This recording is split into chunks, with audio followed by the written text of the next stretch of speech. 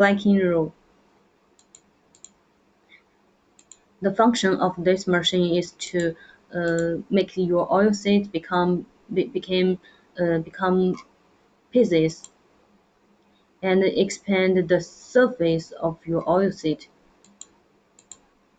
That will help you to get more oil when in the pricing section.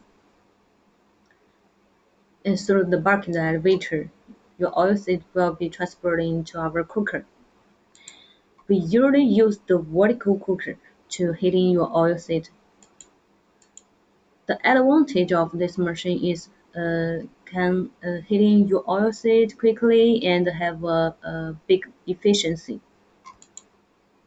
And you can see there have so many level of this cooker, and every level have a stirring point to heating your oil seed eventually. After cooking, your oil seed will be transferred into the most important part of presser section. Yeah, this is our price machine. And according to customers' demand, we usually configure another auxiliary cooker above the presser to ensure the best condition when your oil seed into our presser.